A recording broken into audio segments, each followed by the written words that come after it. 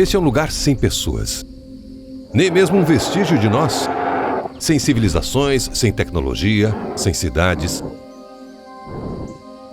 Diante de nós está um mundo que nenhum ser humano jamais testemunhou. Um mundo com leis e governantes diferentes. Esta é a Terra 66 milhões de anos atrás. E aqui os dinossauros reinam supremos. Todos os tipos deles, minúsculos e gigantes, predadores e herbívoros. Eles ocupam todos os ambientes, terra, litoral e águas rasas. Este mundo é estável, ele existe há milhões de anos. E teria permanecido o mesmo até hoje, não fosse por um evento para o qual ninguém estava preparado.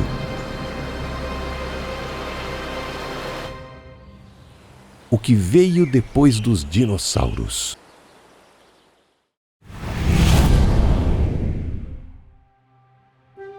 As águas rasas de um mar ancestral. Um futuro Golfo do México, há 66 milhões de anos. Um dia comum, ensolarado, quente e úmido. Samambaias e florestas de coníferas se estendem até o horizonte. Ao longo da planície costeira, um grupo de triceratops vagueia lentamente, arrancando galhos baixos pelo caminho. Das sombras da floresta, um tiranossauro os observa, escolhendo sua presa.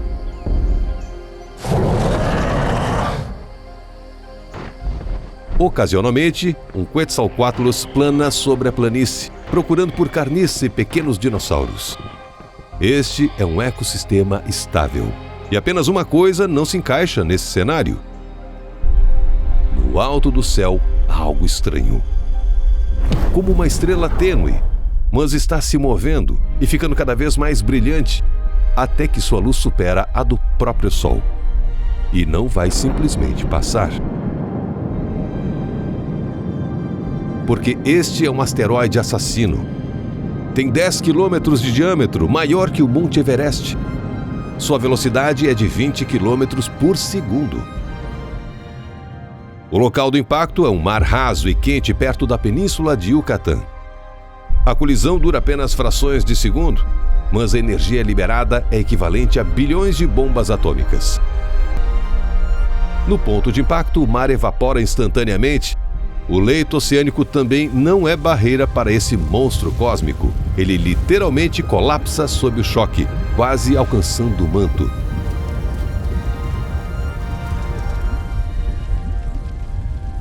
Rochas são lançadas para todos os lados, formando uma imensa cratera na Terra. 100 quilômetros de diâmetro e 30 quilômetros de profundidade. O impacto gera um tsunami no oceano como o planeta jamais viu. Ele avança violentamente sobre as planícies costeiras. Os triceratops de 5 toneladas não têm a menor chance. Uma enorme parede de água avança em sua direção. Não há para onde correr. É impossível escapar. A colossal massa de água arrasta a manada. Corpos de dinossauros de várias toneladas, outrora os senhores aparentemente inabaláveis dessa terra, são agitados em um turbilhão furioso. O vale costeiro se transforma em uma gigantesca betoneira. E essa torrente não é apenas água, é uma mistura mortal de fragmentos de rocha afiados, coníferas centenárias arrancadas pela raiz e pedaços de recifes de coral.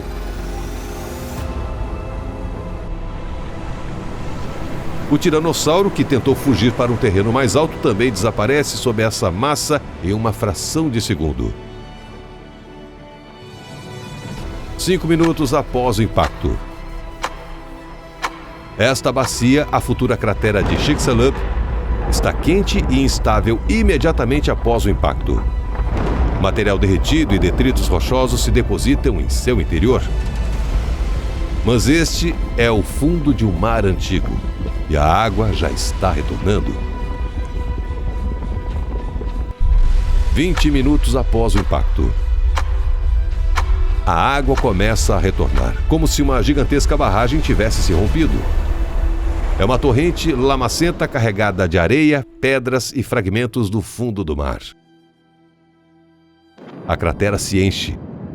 Mas o terrível cataclismo continua a se espalhar. Mesmo a 1.000 quilômetros do local do impacto, uma onda de choque percorre a Terra, arrasando florestas e derrubando facilmente saurópodes de várias toneladas.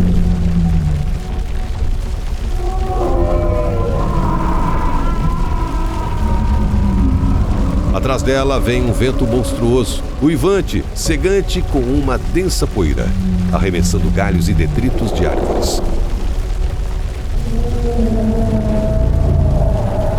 Dinossauros gritam de terror, seus gritos abafados pelo rugido. Eles caem, tentam se levantar, caem novamente. O vento quebra seus pescoços e arranca sua pele. Não há para onde correr. O chão não oferece mais apoio. É uma armadilha. O impacto desencadeia terremotos poderosos. Dentro da vasta bacia, a água se agita para frente e para trás, como em uma banheira quando você a empurra. As ondas levantam os sedimentos do fundo e os depositam novamente, camada por camada. Assim, o oceano documenta esse dia terrível no registro geológico.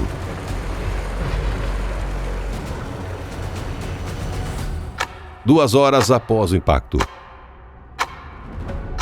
a água retornou completamente à cratera, mas ela não é mais a mesma. Está repleta de corpos de animais mortos, plantas, imensas quantidades de lama e carvão. De onde ele veio?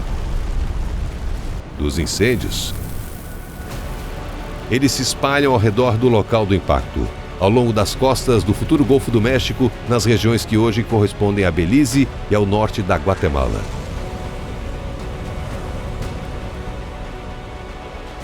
Cinzas e fragmentos carbonizados são arrastados para a água e, junto com o tsunami, retornam à cratera. 24 horas após o impacto. A cratera está cheia. A água já não ferve, mas continua quente. Está turva e densa. Enquanto a água ainda se agitava dentro da imensa cratera, os detritos incandescentes ejetados caíam de volta à Terra. Eles espalharam incêndios por uma ampla faixa ao redor de todo o planeta. Em um único dia, a América do Norte está em chamas. A Ásia Central, o Leste Asiático, a Austrália, a Índia, partes da África, a América do Sul.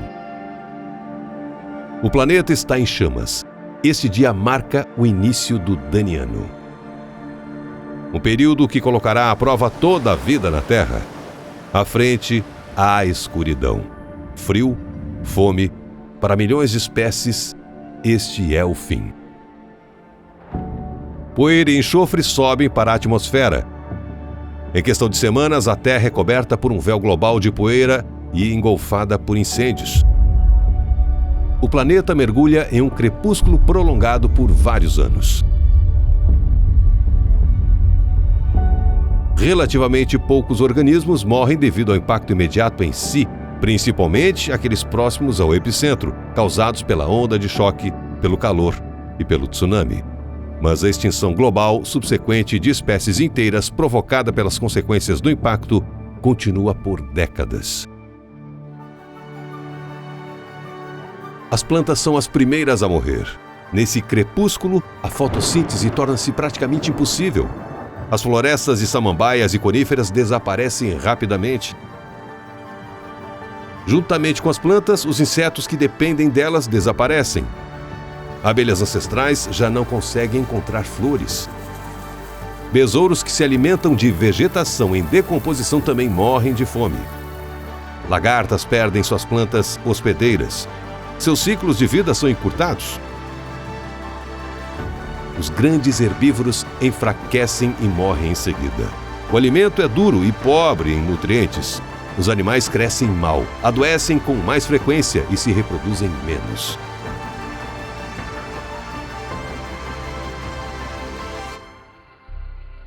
Os predadores resistem por mais tempo. Alguns até conseguem uma vantagem temporária, afinal, a presa é lenta e vulnerável. Em meio a esse caos, um Triceratops herbívoro e um Anquilossauro se cruzam por acaso.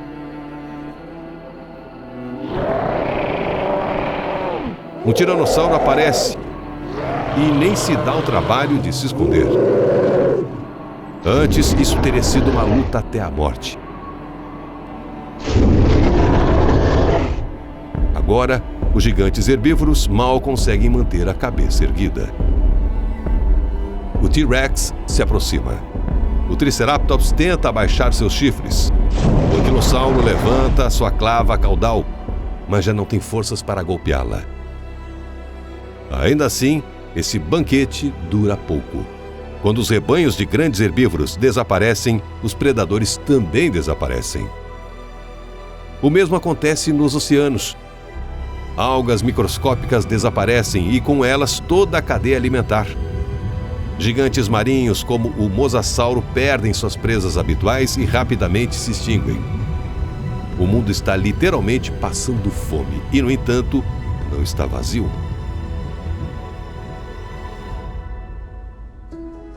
Na nova versão do planeta, sobrevivem aqueles que conseguem viver sem luz. A decomposição passa a ser a principal fonte de energia. Matéria orgânica morta, restos do antigo mundo. Passam-se cerca de 4,4 milhões de anos. Este é o Celandiano, há 61,6 milhões de anos. O primeiro estágio da vida após o impacto, o clima permanece frio e instável e os ecossistemas são frágeis. A vida funciona com energia mínima. Esporos de samambaias permanecem dormentes no solo por anos, aguardando o fim da catástrofe. São os primeiros a germinar. Em seguida, os fungos se espalham pelo planeta, criando uma camada rica em nutrientes. E logo depois, chegam baratas, moscas, besouros, formigas e cupins. Os corpos de água doce também são repletos de vida. Anfíbios, rãs e salamandras vivem aqui. Eles não precisam de florestas nem de abundância. Umidade e abrigo são suficientes. O Champsaurus também persiste, um predador semiaquático semelhante a um crocodilo. Ele não persegue a presa, ele espera. Seu metabolismo lento permite que ele fique sem comer por semanas.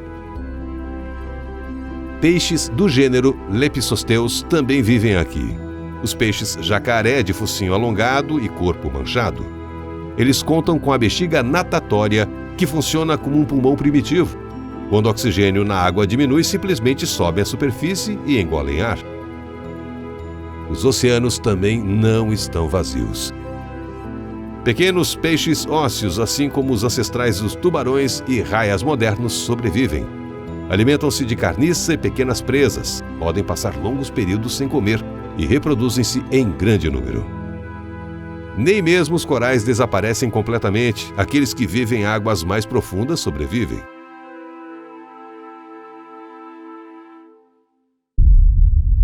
E assim é um dia no novo mundo. Os cataclismos diminuíram, as ondas de choque cessaram, os tsunamis recuaram, os incêndios se extinguiram, mas o planeta não tem pressa de voltar ao que era antes. O céu ainda permanece nevoado em alguns lugares. Em terra, há apenas matagais esparsos, troncos apodrecidos e trechos de solo úmido exposto. O mundo está muito mais silencioso. Em um desses lugares, sob as raízes de uma árvore morta, um pequeno animal, o Protungulatum, emerge cautelosamente. Ele procura insetos, sementes e restos de carniça. Alimenta-se raramente e lentamente. Um peixe blindado do gênero Lepissosteus desliza lentamente pela superfície das águas rasas. Ele sobe para respirar, correndo um risco. Porque no rio turvo, o Champsaurus permanece imóvel. Ele pode ficar ali esperando por dias, e quando o peixe passa, ele o abocanha com um único e súbito bote. À noite, o mundo também não dorme. Na escuridão, aqueles que sempre viveram sem luz intensa, as baratas, tornam-se ativos. Esta é verdadeiramente a sua era de ouro. Afinal, o mundo está repleto de matéria orgânica morta. Milhões de anos se passam. A umidade continua a aumentar e as temperaturas sobem. Este é o início do Tanetiano há 59 milhões de anos. O planeta quase se recuperou completamente. O novo mundo dá origem a Titanoboa, uma cobra gigante, sinal de que os ecossistemas voltaram a ser ricos em energia. Sua presa é composta justamente por aqueles pequenos animais que sobreviveram à catástrofe. Ela simboliza o retorno dos gigantes. Mas em um mundo diferente, desta vez sem dinossauros.